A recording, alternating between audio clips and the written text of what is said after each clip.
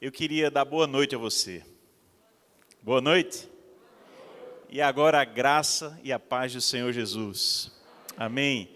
Põe a mão no teu coração e fecha teu olho mais uma vez para que a gente ore ao Senhor. E você vai fazer aquela oração que só você pode fazer, pedindo a Deus que trabalhe no seu coração hoje, que faça algo novo, que transforme aquilo que precisa ainda ser mudado. Todos nós precisamos crescer, melhorar em algo.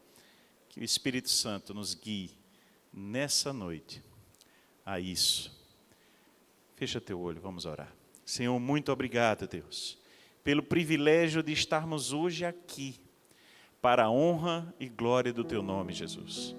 Muito obrigado por essa igreja repleta de irmãos queridos, repleta de pessoas que vêm te buscar, Deus, que vêm prestar culto ao Senhor. Deus, eu oro por cada uma vida que está aqui, cada um deles, e a começar em mim, Senhor, que o Senhor, que a tua palavra, que o teu agir do Espírito Santo transforme nossos corações, Senhor.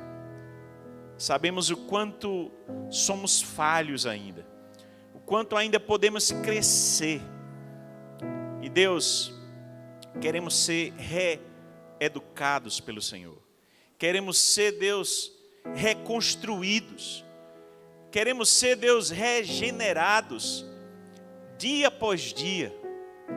Porque esse processo começou, mas estamos sendo santificados, sendo transformados em cada dia, Deus. Que o Senhor faça uma grande e poderosa obra em nossa vida, através da tua palavra e do teu Espírito Santo. É nossa oração, em nome de Jesus. Amém. Vida em comunidade. Vida que segue com coisas em comum. Uma vida que começa quando nos encontramos verdadeiramente com Cristo. Não que não entendêssemos comunidade antes, mas um novo horizonte abre quando nós mergulhamos na palavra. Quando nós temos Jesus como o centro de nossa vida, de nossa história.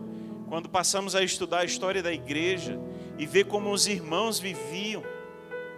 E domingo passado, quando comecei essa série de mensagens, eu falei sobre o amor de Deus. Tudo começa com o amor.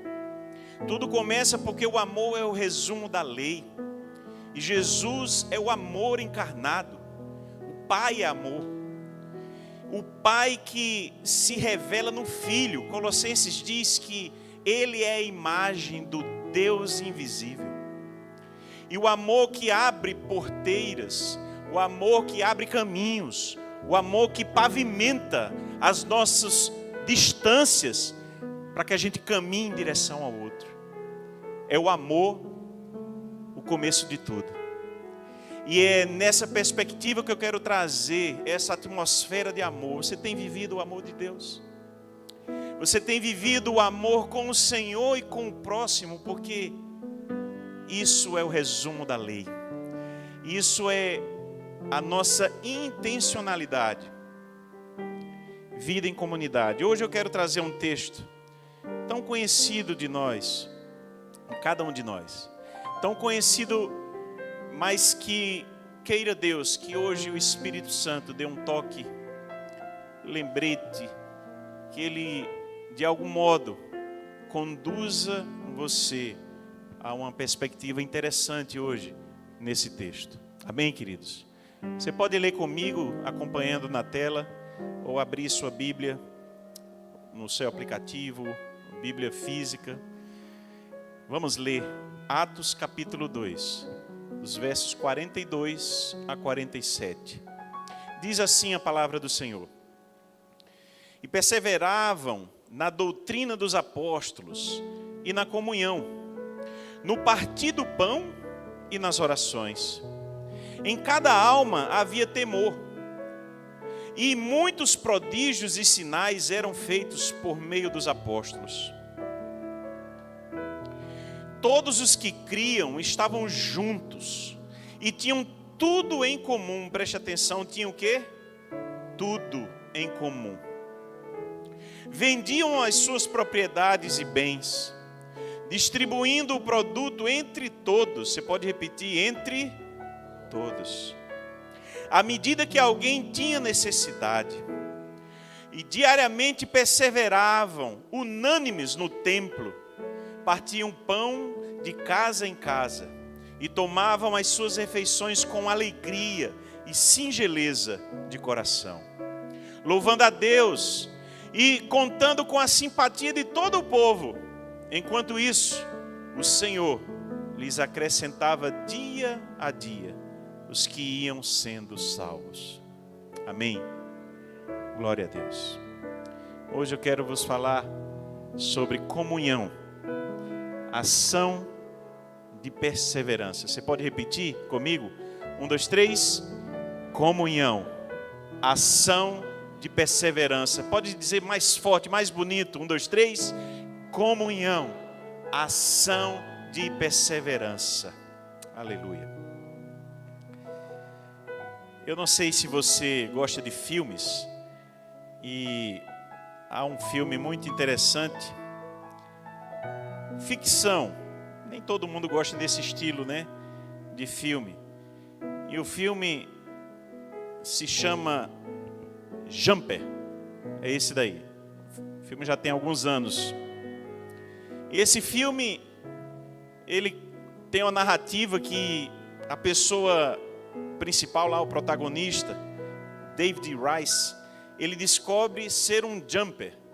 E há dois times nessa luta, os jumpers e os paladinos, desculpe. Isto é, esse jumper era alguém que tinha um teletransporte. Ele tinha o poder, e ele descobre isso por acaso, de sumir daqui e aparecer em outro lugar. Algo muito diferente, né? Talvez você queria esse dom para você. Mas se eu disser a você que na Bíblia aparece um jumper, alguém já viu na Bíblia um jumper? Tem um jumper. Talvez você nunca percebeu. E você, quando vai em Atos capítulo 8, lá diz assim, verso 39 e 40. Quando saíram da água, o Espírito do Senhor arrebatou Filipe. Essa palavra aí é a ideia de teletransportar. E o eunuco não o viu mais. E este foi seguindo o seu caminho cheio de alegria. E Filipe se achou em Azoto, uma cidade a 68 quilômetros da região que ele estava. Ele simplesmente se encontrou lá. Foi um teletransporte. E indo, passando, anunciava o evangelho em todas as cidades, até que chegou a Cesareia. Queridos, por que eu estou começando com isso? Não tem nada a ver, né?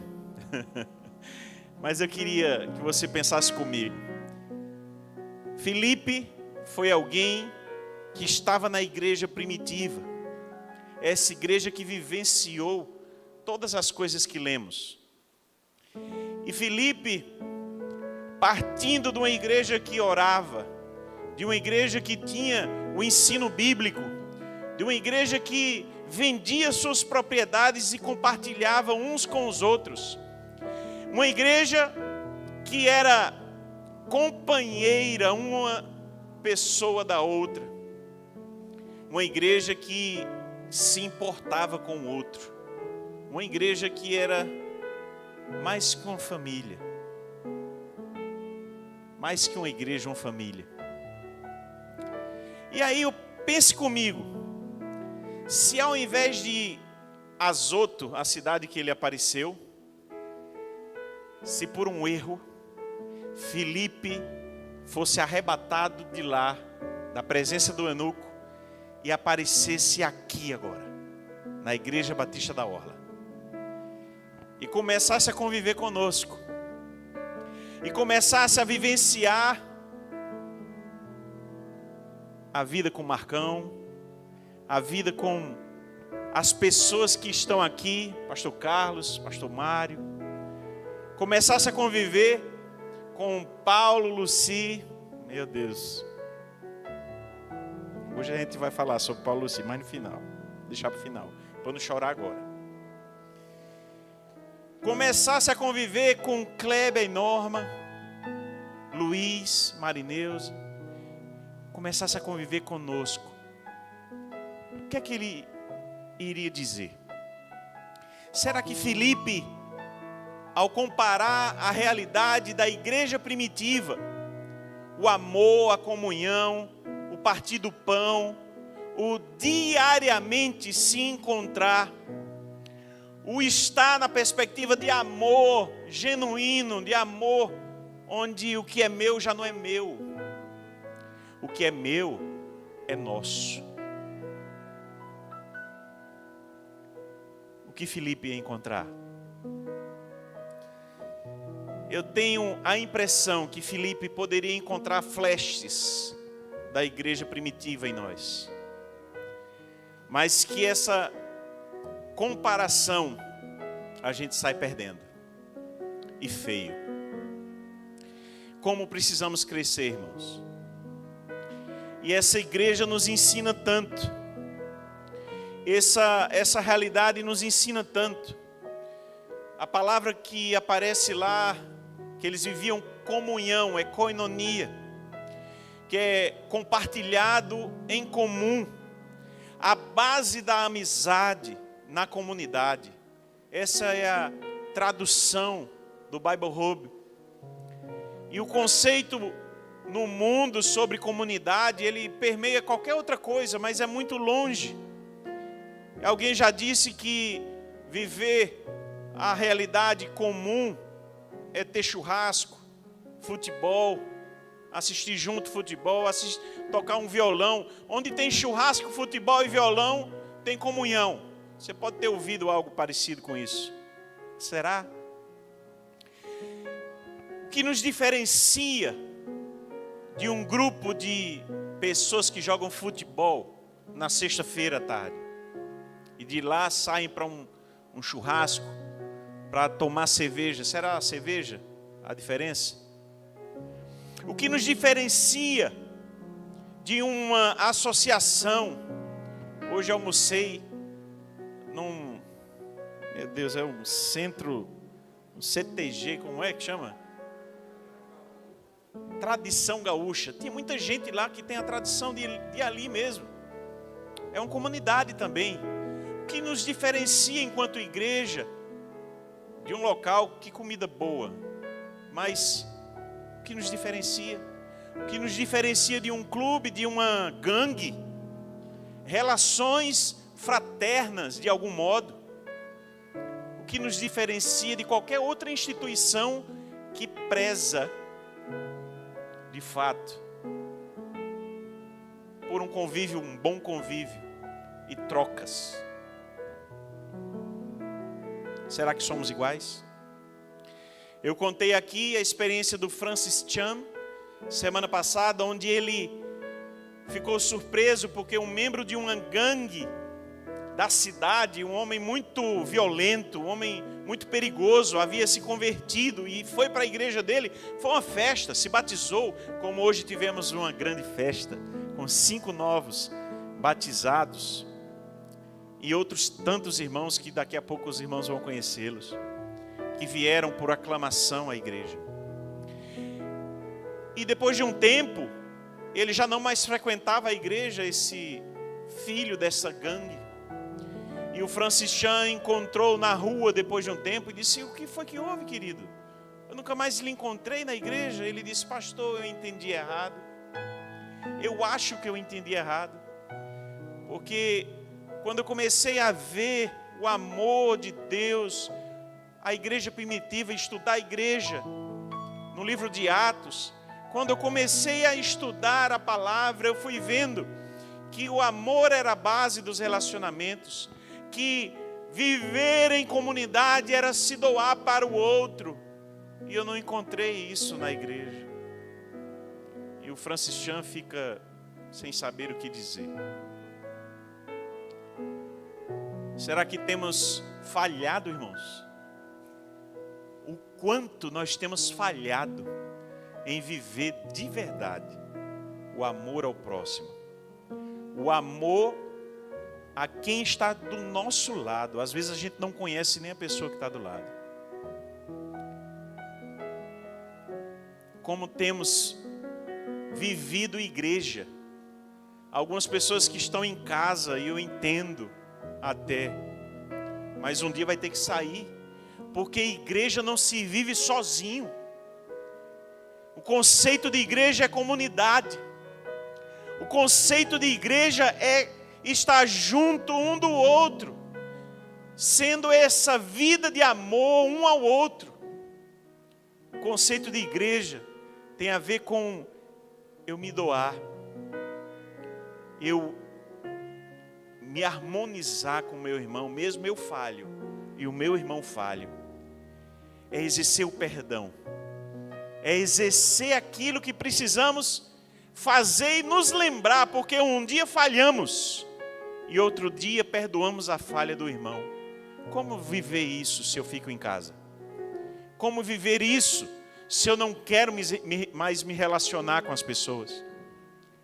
E o escritor a Hebreus, capítulo 10, verso 25, vai dizer: não façam como alguns irmãos estão com costume de fazer, de ficar em casa.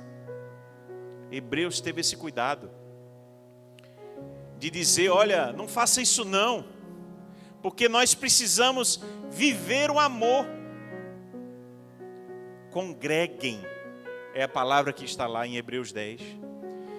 E nós precisamos entender isso, irmãos. Hoje, meditando nesse texto, eu quero chegar no DNA da igreja primitiva. Eu tive uma conversa com um grande amigo, e ele me perguntava qual o DNA da igreja. Qual o DNA da Igreja Batista da Orla? Como se identifica? E olha, meus queridos, eu tenho uma impressão que alguns convivendo conosco podem até ter um relance disso, mas nós precisamos nos aprofundar muito mais. E sem pensar exatamente o DNA da Orla, isso não é a proposta hoje, mas pensar o DNA da igreja primitiva e buscarmos aprender com eles. Eu quero trazer 3 lições hoje: a comunhão, a missão e propósito, e o amor. 3 coisas. E esse texto de Atos 2, ele reflete, meus irmãos, aquilo que está no princípio, no Éden. Veja, havia comunhão com Deus, a comunhão estava lá, e havia um homem e Deus se relacionando, e Deus olha para aquele momento e diz assim: não é bom que o homem esteja só. Não é bom. Olha, a melhor pessoa para nos relacionarmos, o ser perfeito, que é o próprio amor. Já havia ali a relação da comunidade, porque Deus é comunidade, Deus é plural, e se relacionava com o homem ainda. Ali já havia conceito de comunidade, mas queridos, o que fazia do Éden o Éden? A presença irrestrita de Deus, a comunhão. Mas mesmo assim, Deus olhou para a situação e disse: não é bom que o homem esteja só. Eu vou lhe fazer uma ajudadora, idônea, alguém para estar ao seu lado, porque viver em comunhão é viver com alguém do lado.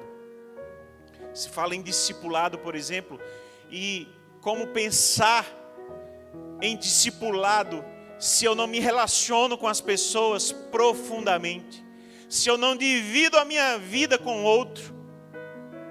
Então, se você tem vivido isolado, preste bem atenção, querido, eu tenho uma notícia para te dar: você está em desobediência, você está desconectado com a essência de igreja bíblica, você está totalmente fora, iludido, achando que é cristão, e você está precisando voltar à essência do que é igreja. Igreja é comunidade. Diga para o seu vizinho: igreja é comunidade. Não existe igreja sem comunhão, irmãos. Não existe. Busque. Procure a igreja na Bíblia, ela está em comunhão. Ela está vivenciando a experiência um com o outro e com os dois com Deus. Nós precisamos entender isso. Então, vejamos. A pergunta que eu quero fazer hoje, que vai nos conduzir é esta: o que a igreja da comunhão, a igreja primitiva, nos ensina? E isso é até uma redundância, mas eu estou fazendo isso para você destacar o nome comunhão, porque igreja sem comunhão não existe. Mas o que a igreja da comunhão, essa que nós estamos vendo, lendo na palavra, tem para nos ensinar? 3 lições. A primeira delas: persevere no essencial. Você pode repetir comigo? 1, 2, 3. No essencial. Mais bonito ainda, 1, 2, 3. Persevere. E o que é o essencial? O verso 42 nos dá uma pista do que é essencial na vida cristã comunitária, na vida que se relaciona. E eles perseveraram. Olha, eu escrevi sobre perseverar vários dias essa semana. Quem segue meus devocionais, quem não segue, depois me procure para eu te inserir no grupo. Mas perseverar é uma palavra-chave de uma igreja. Sabe por quê, irmãos? Porque acontece que nós queremos esmorecer nisso. A vida vai dizer para você: não vale a pena não, cara, se relacionar. Não, rapaz, lá só tem problema. Lá não sei o quê. Não. A palavra diz que eles perseveraram em algumas coisas. A primeira coisa foi na doutrina dos apóstolos. E por que na doutrina? Porque perseverar aponta para um lugar. Perseverar aponta para um alvo. O alvo deles era formar o caráter de Cristo neles. Enquanto igreja, nós precisamos entender isso. Se nós, enquanto Igreja Batista da Orla, não estivermos formando o caráter de Cristo nas pessoas, nós não estamos cumprindo a missão. O que foi o ID? Mateus 28, 20, 21. O que está ali? Ide, fazei discípulos, batizando-os, ensinando-os a guardar tudo que tem ordenado. Queridos, nós precisamos entender que perseverar na doutrina, no ensino verdadeiro, nós precisamos entender que isso faz parte da essência da igreja, do DNA da igreja. Por isso que há uma escola bíblica, por isso que nós estimulamos você a ler a palavra. Nós precisamos entender isso. Perseverar na doutrina. Eles tinham o mesmo foco. Agora imagine um casal, por exemplo, que um tem um alvo, outro tem outro. Um quer servir a Deus, outro quer viver a vida. Um entendeu o seu chamado, o seu propósito, e o outro está desconectado.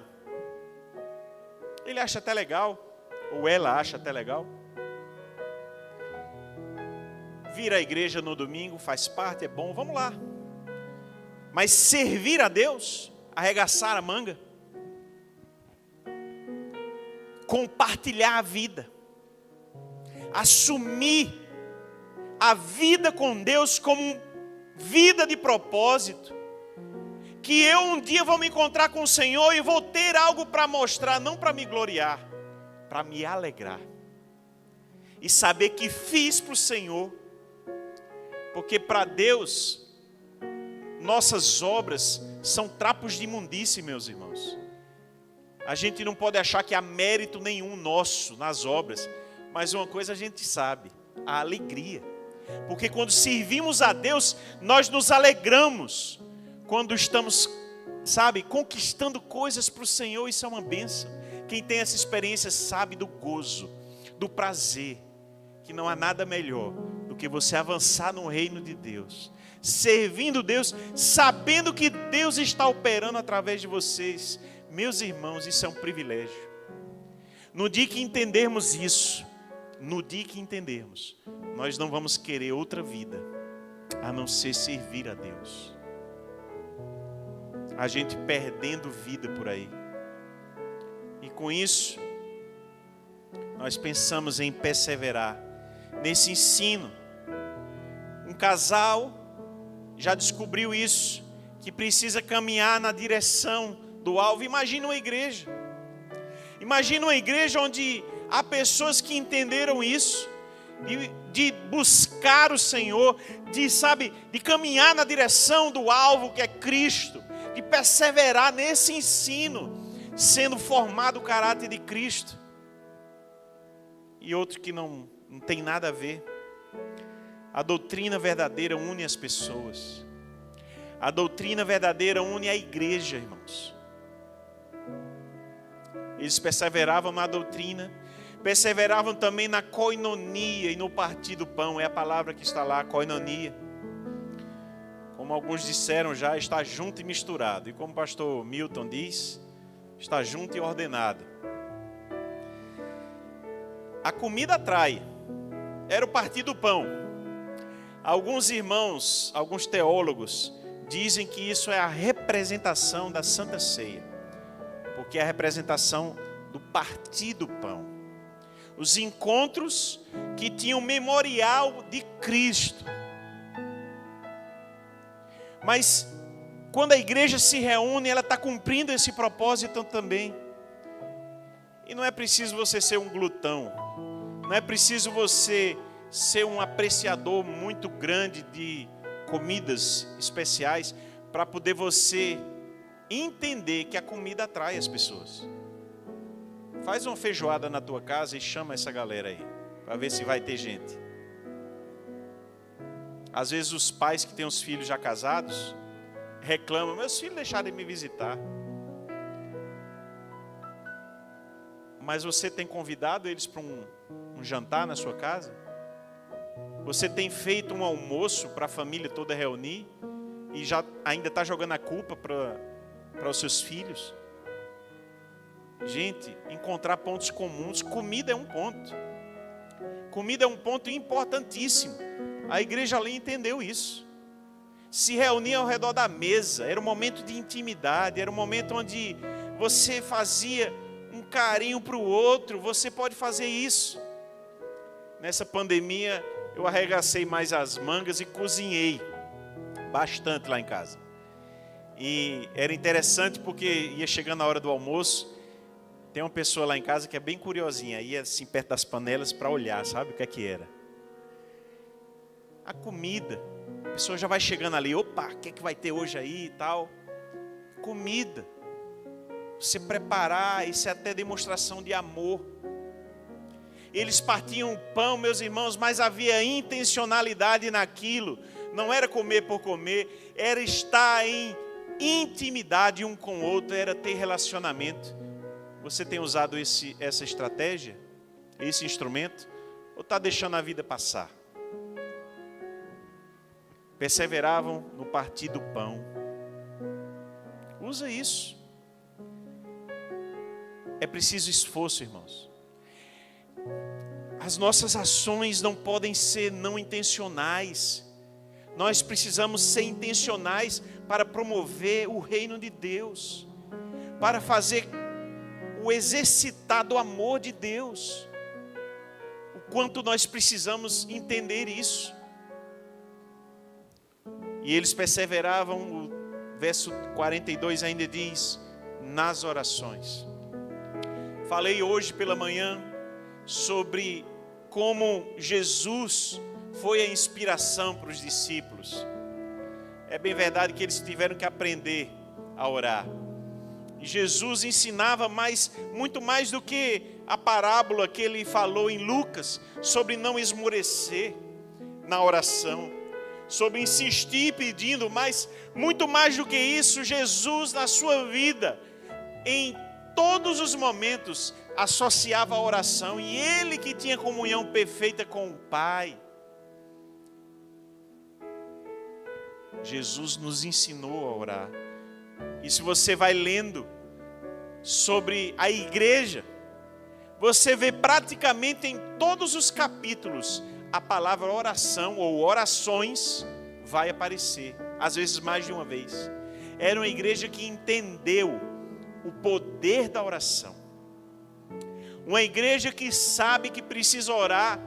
E assim, é muito bom orar sozinho. Sexta-feira teve a formatura do Casados para Sempre. Mais uma turma aí com o pastor André e a pastora Nelly. Você pode dar um glória a Deus?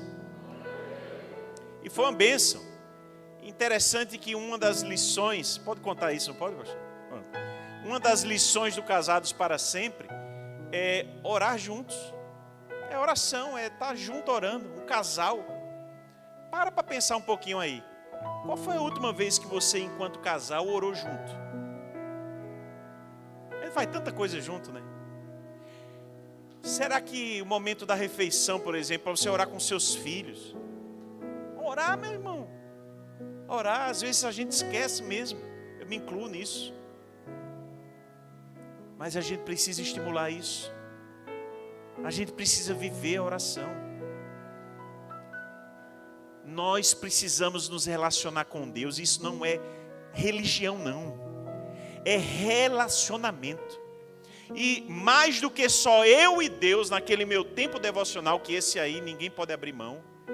Você precisa, enquanto família e enquanto igreja, orar.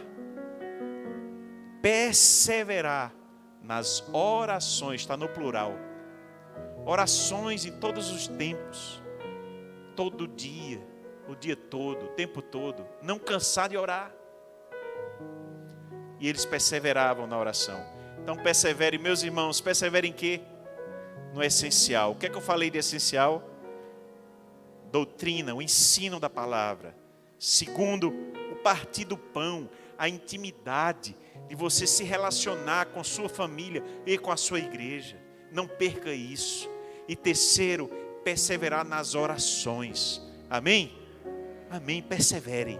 Isso é o essencial. A segunda coisa que eu queria trazer, irmãos, é que nós precisamos entender a vida como uma oportunidade de você compartilhar.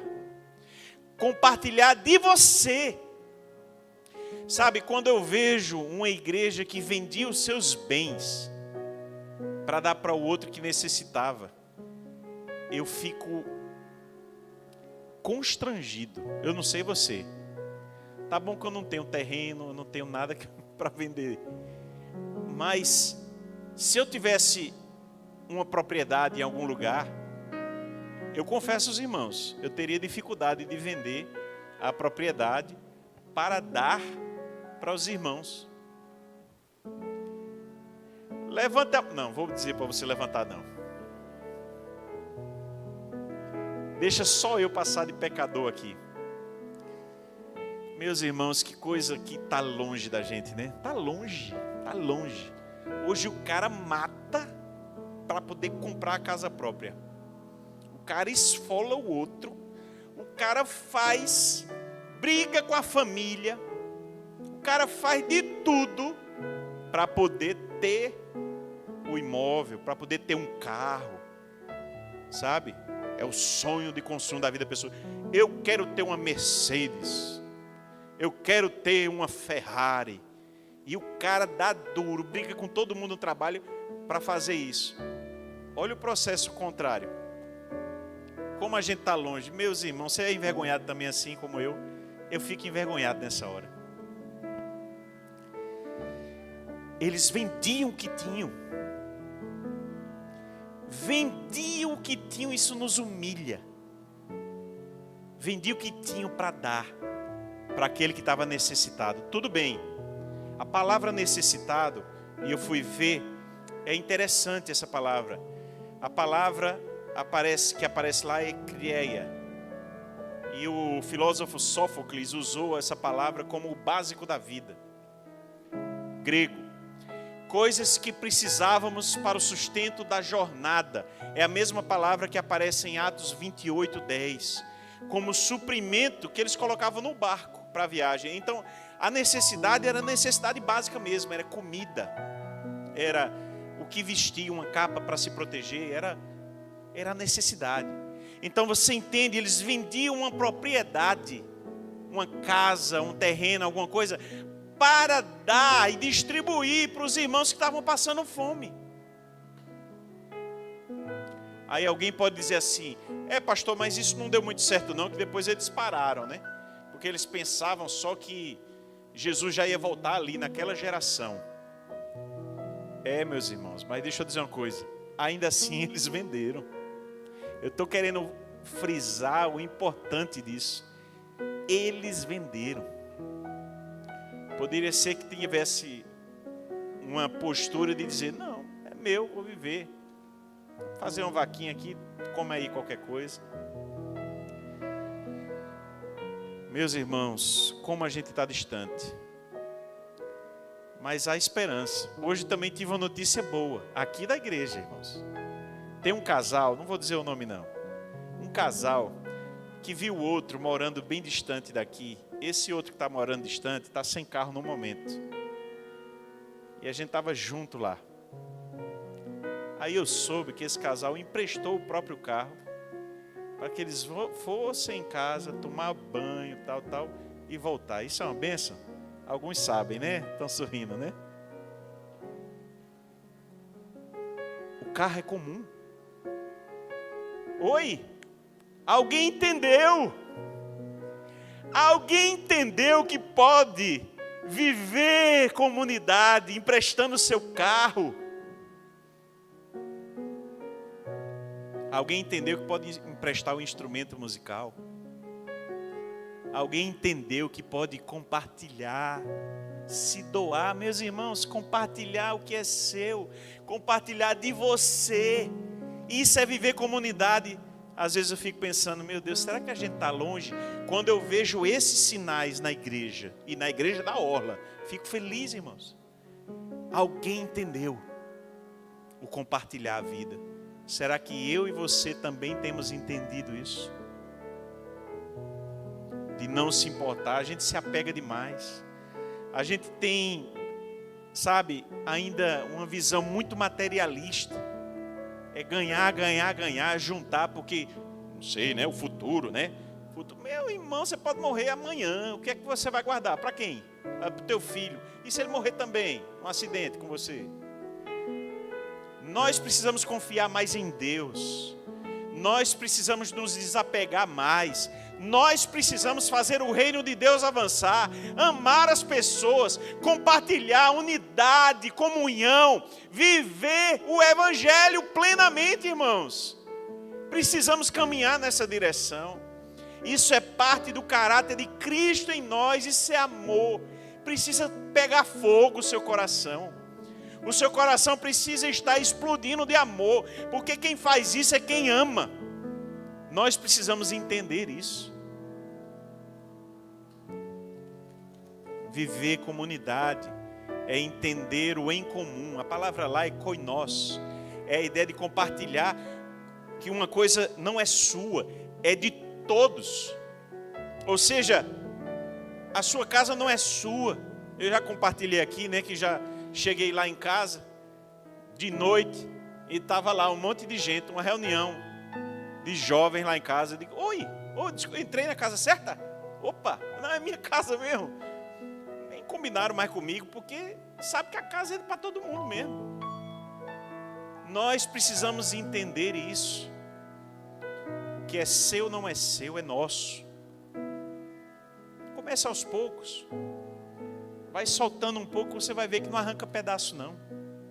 Você vai ver a bênção que você pode ser, compartilhando parte de você, compartilhando os seus bens, compartilhando a sua vida, o seu tempo, tudo. Doe-se.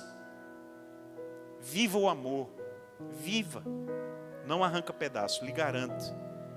Amém. Por fim, irmãos, mas não menos importante, ambiente-se na alegria e na ternura. Você pode repetir comigo? Ambiente-se na alegria e na ternura. Vire para quem está do seu lado, diga assim: ambiente-se na alegria e na ternura. O texto aparece essas 4 palavras que vou falar-lhes agora. Diariamente eles perseveraram unânimes no templo, partiam pão de casa em casa, tomavam as suas refeições com alegria, singeleza de coração, louvando a Deus e contando com a simpatia do povo. Enquanto isso, o Senhor lhes acrescentava dia a dia os que iam sendo salvos. Alegria. A palavra lá, agaliasis, é uma alegria exuberante. É uma alegria que não se contém. O pessoal vive fazendo meme de mim. Vocês sabem que quando eu pulei aqui outro dia, fizeram meme e jogaram na internet, gente? Os jovens não estão para brincar, não. Pois faça aí outro meme. É alegria exuberante, é Uhul! Vai dar certo, né? Isso é coisa de Zé, viu? É coisa de Zé, né? Foi ele não? Tá certo, depois vocês vão me contar, vai chegar. Vou disciplinar irmão aqui. Meus irmãos, é uma alegria que não se contém. É aquela alegria do jogo de futebol, quando, sabe, tem aquele gol do Flamengo. Olha, a discórdia começando, né? Mas peraí, vamos lá. Volta. Queridos, nós precisamos viver o amor e viver nesse ambiente. A alegria, sabe o que é que acontece? Na alegria, às vezes a gente pensa que a alegria tem que ter o momento da alegria. E na verdade a alegria é mais do que um momento. A palavra diz que a alegria do Senhor é a nossa força. Isso está em Neemias 8. E claro que isso é um momento específico, mas ali os irmãos estavam voltando do cativeiro, gente. Vocês têm ideia disso? Eles estavam reerguendo os muros de Jerusalém. E havia ainda muita tristeza, sobretudo quando começam a ler a palavra e ver o pecado.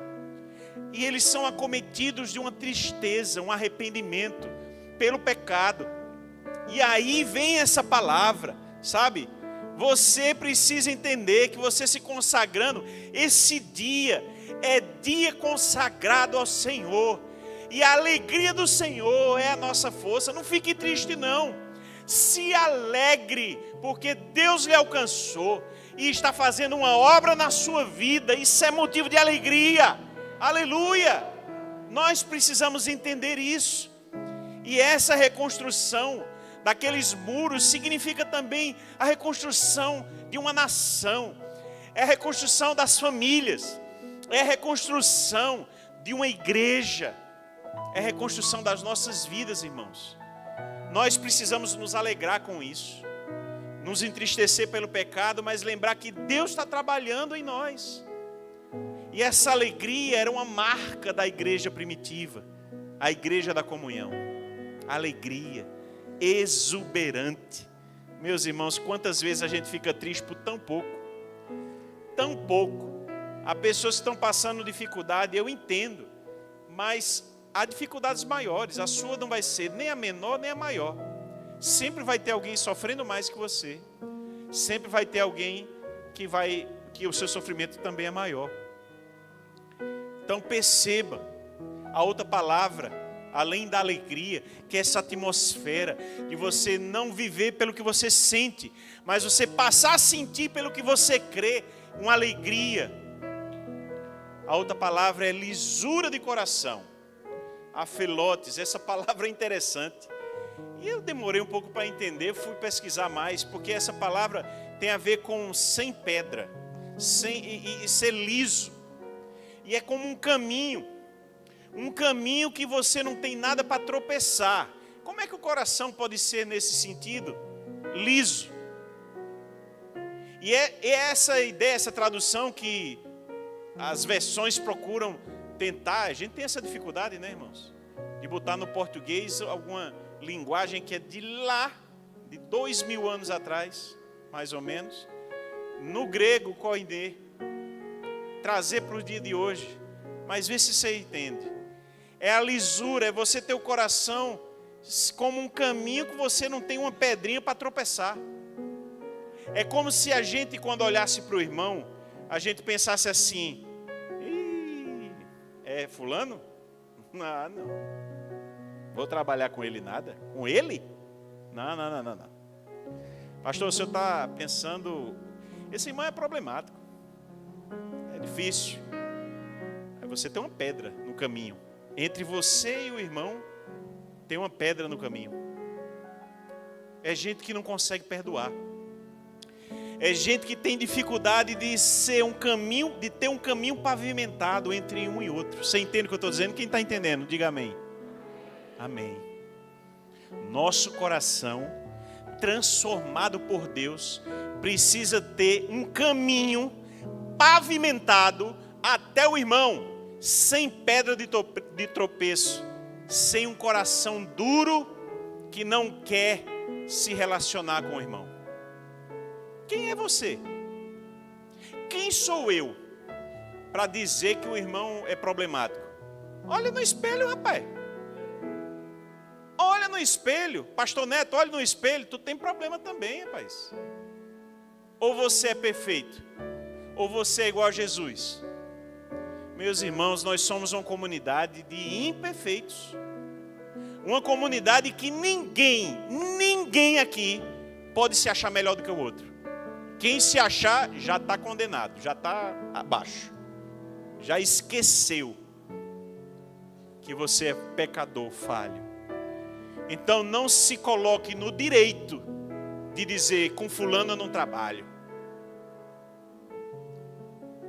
Não se coloque no direito de levantar o dedo para apontar para o irmão. Tem uma situação crítica, né? É a pessoa que não quer mudar. Isso aí Paulo fala, que nem na igreja essa pessoa fica. Vocês entendem, irmãos? Com tristeza, vez ou outra aparece. É alguém, por exemplo, que está no adultério aberto. E mesmo que foi chamado a atenção, decide continuar nisso. Abertamente. Essa pessoa não entendeu nem o evangelho. Essa pessoa não entendeu mudança de vida, transformação da mente, renovação, regeneração. Essa pessoa não entendeu isso. Porque dentro da igreja, infelizmente, vão chegar pessoas que também não vão entender. Então, não se alinham com o pensamento. Mas quem entendeu o evangelho, e quem está aqui lutando para ficar mais santo, igual a mim, igual a você, que está querendo vida com Deus, esse irmão, infelizmente, também vai ter imperfeições. E quem sou eu e quem é você para a gente acusar o irmão? Nós precisamos seguir, irmãos, com esse coração liso, como um caminho pavimentado, e nos relacionarmos em amor. A outra palavra que aparece, irmãos, ela é muito forte também, e ela tem a ver com o louvor. E ele diz que eles louvavam a Deus. A palavra lá, Ineô, ela tem a ver com a palavra de cânticos mesmo. E é interessante porque a vida é uma adoração, né? A nossa vida precisa ser adoração e serviço a Deus. Mas aqui não, está se referindo a músicas, a cânticos, a falas, quem sabe poesias, de louvor a Deus. Aí eu fico pensando, o que nós temos ouvido? O que nós temos deixado entrar na nossa mente? Será o lixo que o mundo está oferecendo? Ou serão canções de louvor e adoração a Deus? Meus irmãos, eu não tenho nada contra você ouvir uma canção que não é evangélica. Se ela tiver uma boa letra, se ela tiver algo que edifique você, certo? Eu não sou radical nesse ponto.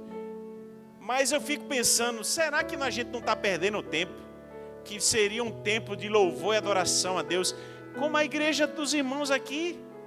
A igreja que louvava a Deus, isso era uma característica deles. Você imagine, se virou característica é porque onde eles iam, eles louvavam. E hoje no batismo, né, a gente estava lá, aí junta faz um ciclo ali, e a gente começou a fazer um louvor. Interessante que passa um ou outro, e eu faço questão de olhar os olhos, né, da pessoa. Aí a pessoa passa assim meio isso aí? Né? Fica meio achando estranho. Esse povo aqui não tem igreja não, é para louvar. Louvor. Louvor como parte da vida. Vida com Deus. Vida de louvor a Deus. O que você tem ouvido? Você tem levado a adoração com você para todos os lugares? Ou você tem dado brecha para que outras coisas apareçam na sua vida que não tem nada a ver com você, que é uma perda de tempo? Entende, irmãos? Eu não quero que vocês rotulem nada. Não existe rótulo. Existe tempo perdido. Existe tempo aproveitado ou perdido. Vai pensando nisso. E a última palavra aqui, queridos, simpatia, caris. E a graça do povo para com eles é outra tradução, a graça. Isso moveu corações. A vida que eles apresentavam com o ensino, com o partir do pão, com as orações, com louvor a Deus, com a vida que repartia, que se doava, tudo isso chamou a atenção das pessoas. E eles caíram na graça, caíram na simpatia do povo. E a Bíblia diz que isso fez com que muitos fossem sendo acrescidos naquela igreja. Sabe, querido, minha querida, viver o Evangelho não tem segredo. O Evangelho é a coisa mais simples de você passar. É isso aí. É amar a Deus. É viver procurando ser formado o caráter de Cristo. Ser discípulo de Cristo.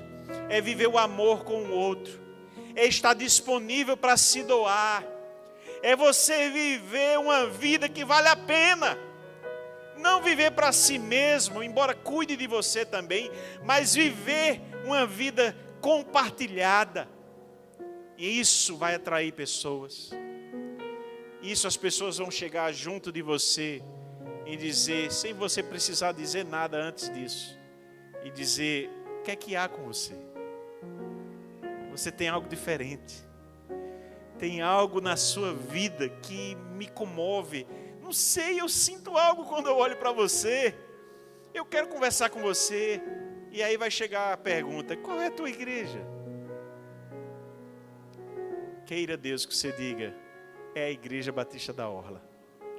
Lá não somos perfeitos, mas nós somos uma família. Que nós possamos viver isso, irmãos. Eu quero encerrar uma conclusão em Hebreus capítulo 12, que diz assim: portanto também nós, visto que temos a rodear-nos tão grande nuvem de testemunhas, livremo-nos de todo embaraço e do pecado que tão firmemente se apega a nós, e corramos com perseverança a carreira que nos está proposta, olhando firmemente para o autor e consumador da fé, Jesus, o qual, em troca da alegria que lhe estava proposta, suportou a cruz, sem se importar com a vergonha, e agora está sentado à direita do trono de Deus. Portanto, pensem naquele que suportou tamanha oposição dos pecadores contra si mesmo, para que vocês não se cansem, nem desanimem. Amém? Perseverem, irmãos. Perseverem no essencial. Compartilhem-se. Doem-se de vocês. Porque isso faz parte da vida. Isso é comunhão. Isso é relacionamento que entendeu o Evangelho. E que você vive nessa atmosfera. Atmosfera de alegria, de ternura. Entendendo alegria. Entendendo simpatia. Entendendo essa vida que tem lisura de coração. E que tem louvor na sua vida. Fecha teu olho onde você está. Vamos orar a Deus.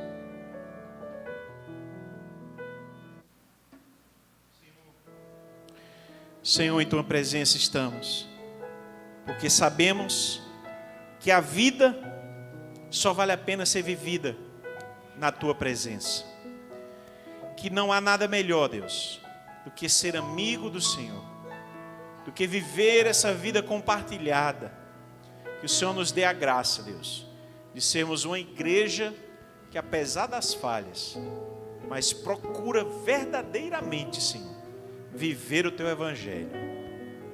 Viver, Senhor, uma vida que vale a pena. Nos dá essa graça, que possamos crescer em primeiro lugar na vida com o Senhor e numa vida comunitária saudável, imperfeita, mas saudável, para a glória do teu nome, Jesus. Amém.